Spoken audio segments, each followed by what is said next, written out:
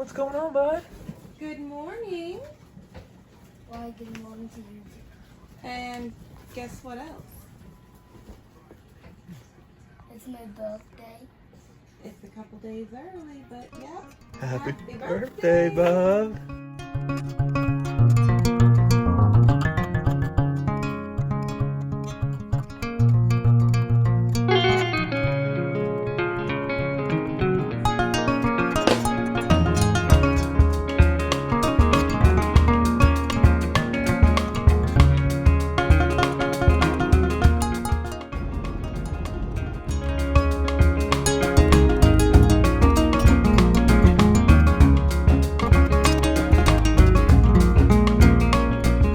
When in Jackson Hole, you got to get a picture in one of these antler park things. What you got, babe? I got a big jugs, big jugs. 1 pounder. Pretty good. You got this, babe.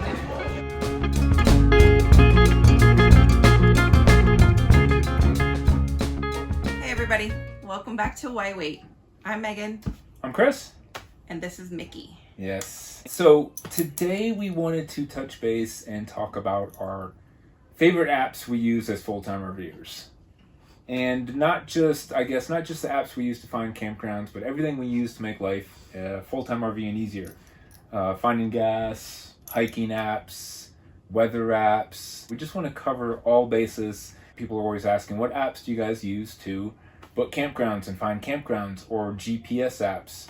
I've noticed those come up on Facebook a lot. Yeah. And make sure you guys stick around to the end of the video, because I'm going to talk about the actual GPS app that I use on my phone, the one that I actually plan the trips with, put all the information into it, I save it, it takes into account your RV height and weight and length and all that stuff, and steers you clear of any trouble.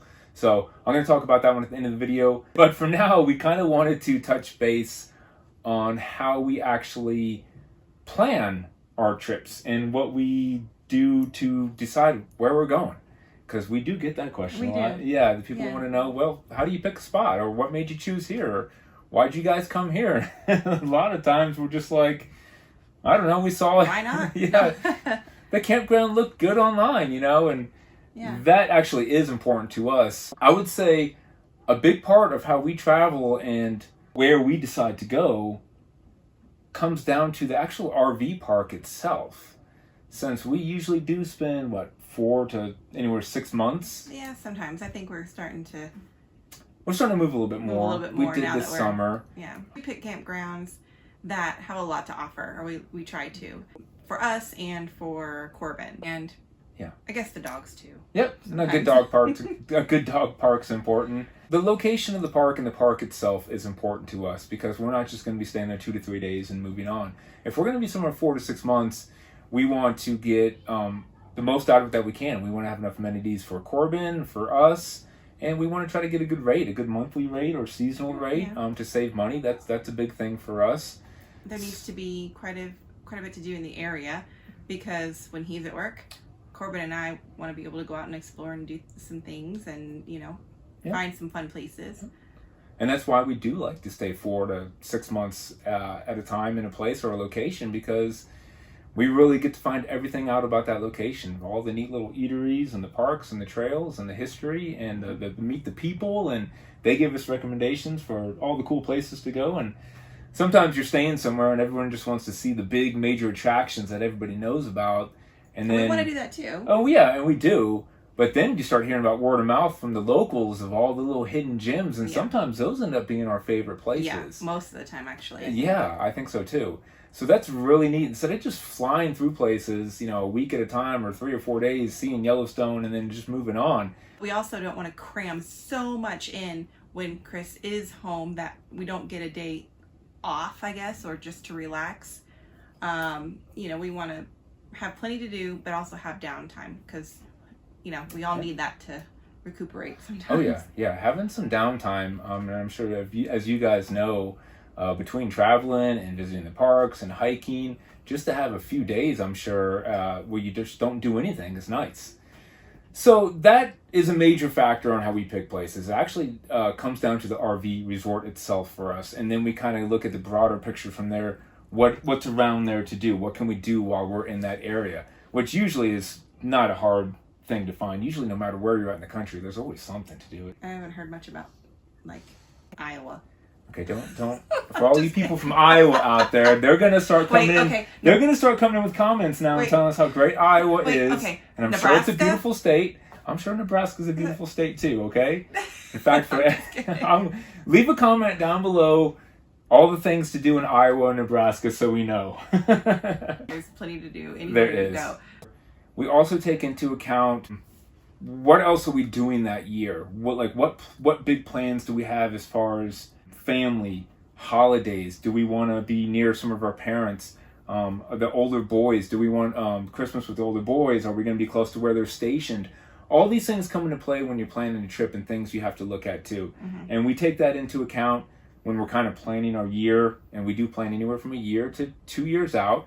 And while it is flexible plans, that's kind of how we like to set it up. Big plans and then little things in between that can be more, fluctuate a little bit more, I would say. Take into account anything that's going to come up, like weddings, and again, we talked about holidays. Add that into the plans along where you're going. We put in point A, we put in point B, and then along that route, we see what we can do when we travel. Okay, what's along this route that we've been wanting to see and wanting to do. Now, for you guys, it's probably going to be more that you can do along your route, and it's going to take you a lot longer to travel from point A to point B. Now, from point A to point B, we only have 2 weeks to travel that entire span because I have to fly back to work. I already have my tickets booked. I have to be close to an airport. So we may only have 1 day to visit Grand Canyon or 1 day to see Zion, which is always a bummer, but we try to squeeze as much as we can into that 2 weeks while leaving a buffer zone. Yeah, because no matter how well laid out your travel plans are, there's bound to be something that is going to delay you. Hopefully not. Things are going to happen.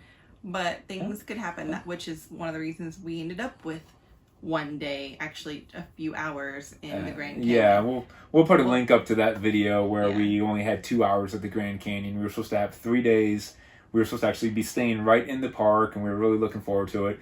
But we had some roadside issues, which everybody runs into. It definitely delayed us. It derailed us.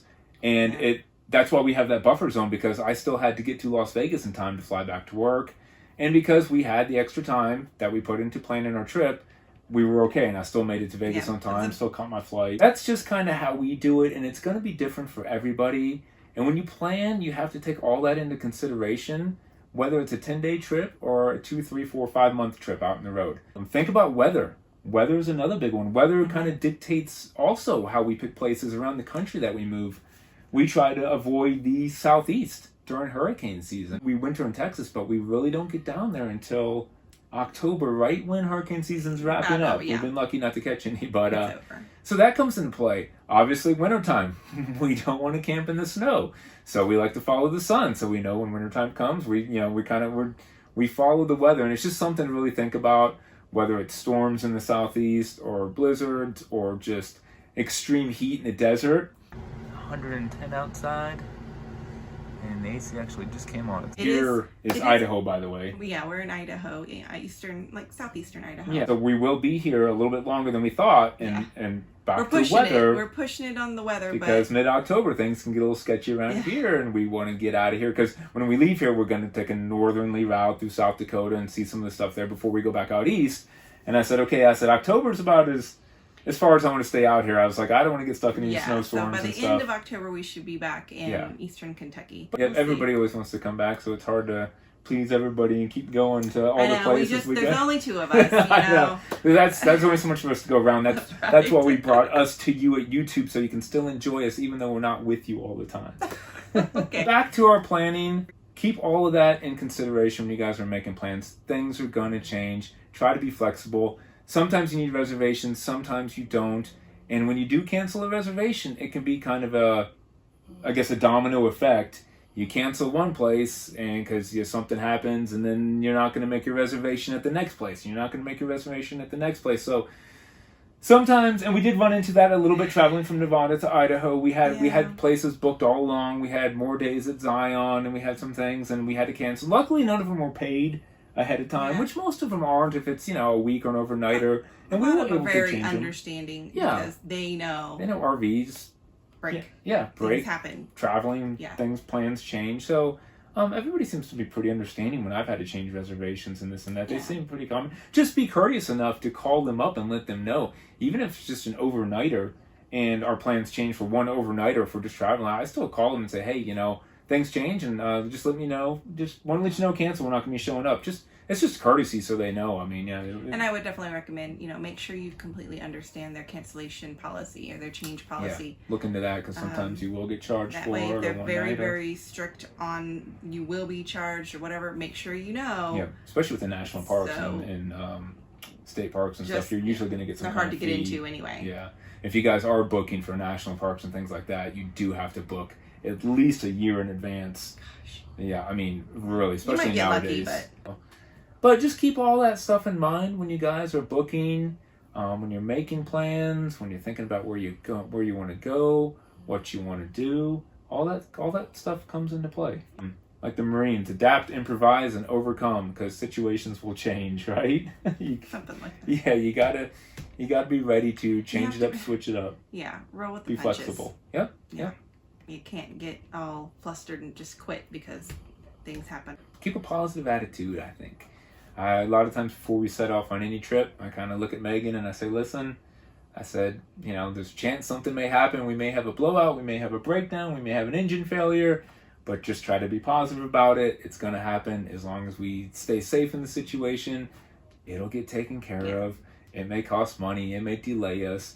But there's no reason kind of Safety worrying about first. it, We're- stressing over it. As long as we're all okay. Yeah. That's the main thing. Yeah, that's the big picture. Yeah, and just get through it and move on to the next place. And you'll look at it and laugh about it later on and have a story to tell. So that's just part of life with anything. That's whether you live in an RV or you're living in a home. That's just life. And yeah, that's just a good way to approach life in general, I think. So, and it helps out, I think, life on the road as well. Yeah. Let's go ahead and jump over, and I'm going to start showing you guys the apps I use. And remember, stay tuned. I'm going to show you the GPS app that I use as well, which is great. I love it. And so I do everything on the phone. So if you're kind of like me and like to do everything on the phone, this app is great for planning your trips. You can save the trips, and then you can go ahead and just keep it right on your phone when you're driving. It's the GPS as well. But we'll get into that. Let's go ahead and touch base on all these other apps, okay? Okay, guys, let's get into these apps. Megan is over there. She's working on one of her wreaths, which she needs to get done. And since I'm usually the one who kind of does all the planning and booking and driving and all that anyways, I'm usually the one kind of navigating these apps. So the first one I want to talk about on here is Allstays. Now, I use this one to find campgrounds. It's one of basically two main apps I use to find our campgrounds.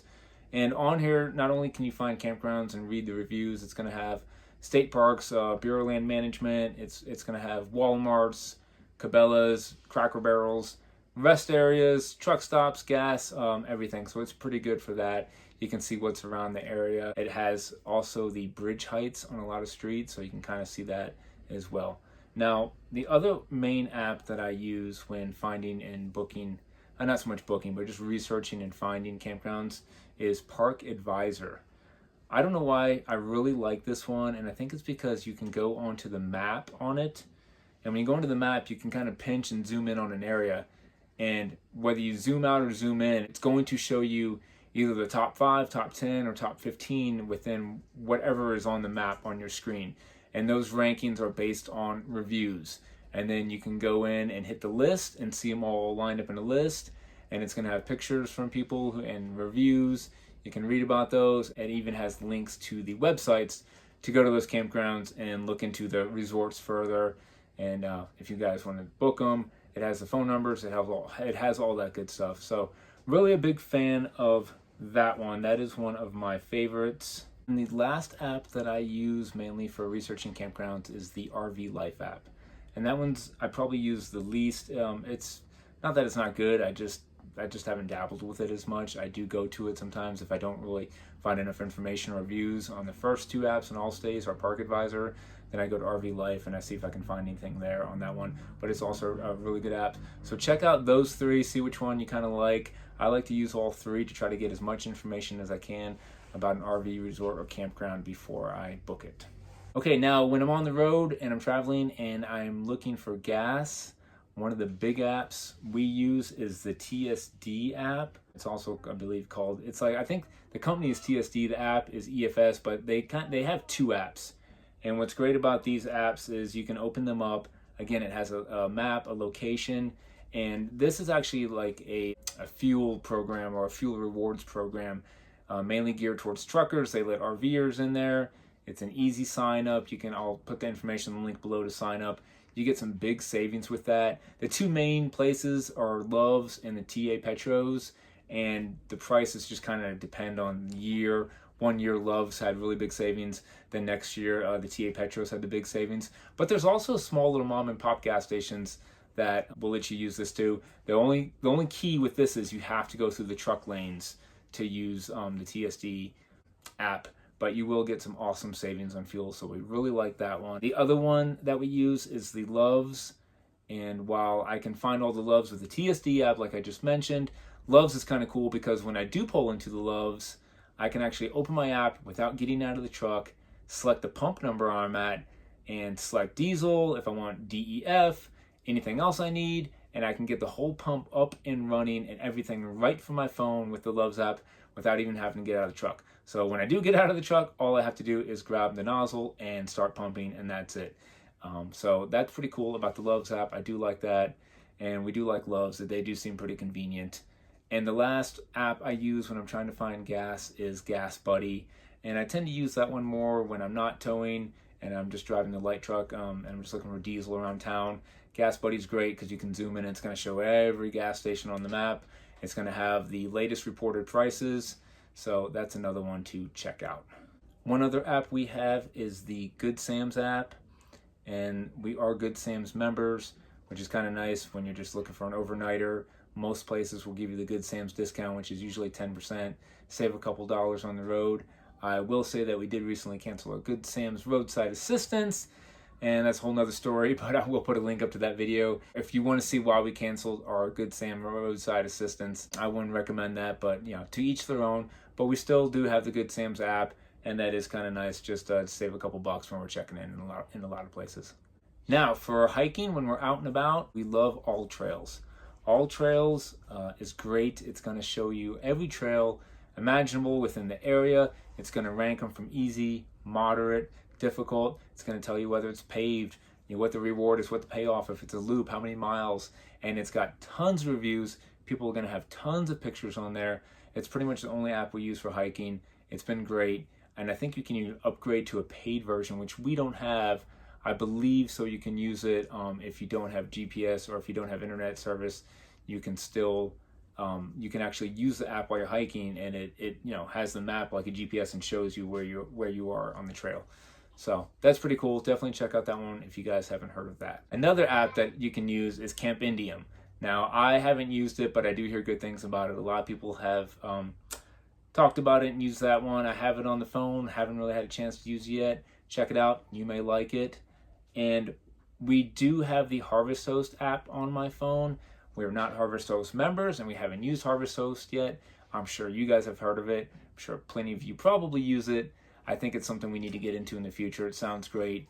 You guys, from what I understand, you can stay at golf course and wineries and breweries, and I think it's just good for one night stay. It's usually kind of a boondocking thing. I think some may have full hookups, but most of the time you're just going to be dry camping, and I think they kind of expect you to maybe purchase some wine or something or whatever, wherever you're staying, just to kind of help out. It looks like a great little option and app. Heard nothing but great things about it, so definitely check out Harvest Host if you haven't. The sounds of a campground. Yes, the sounds of a campground.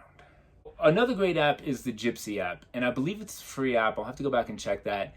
And it's basically a tour guide for any park that you go to around the country.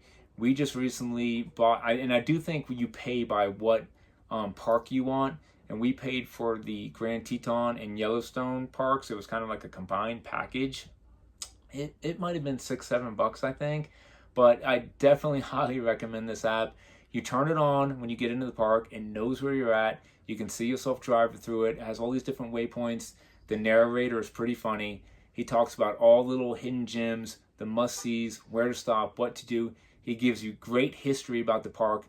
We actually learn more from this app driving around and the stories and the information that he tells and then honestly we did like, going through the park and reading the signs and things like that. It's really cool. Now, we had mentioned weather earlier. Weather is an important thing. Whether you're in the campground and you need to kind of know what weather is coming your way, or you're planning your trip the next day, or you're actually on the road itself, but having a good weather app is key for knowing the radar, any dangerous weather coming into your area. Especially if you guys are in especially if you guys are in an area with tornadoes, definitely know the county you're in. I always recommend to know the name of the county you're in. That's key. You always kind of know the state and the city you're in, but a lot of times you don't know the county you're in. And when you see these weather reports, whether it's on the TV or even a lot of time the apps, they're always talking about the counties, dangerous for this county and that county. A lot of times you're like, well, what county are you in? So we have a little dry erase board in the fridge, and anytime we get where we're going, we find out the county we're in, and we always write down the county on that, just so we know. That's a good little tip there. But the weather apps that I use, one of the apps that I use the most is called Dark Sky, and that's a pretty good app. Use it all the time. It's got a very good radar on it. The other one is the Weather Channel app. As a full-time RVer, weather is something that's really important. Couple tips: we always try to make sure we know where the shelter is in each campground that we go to in case some severe weather comes through.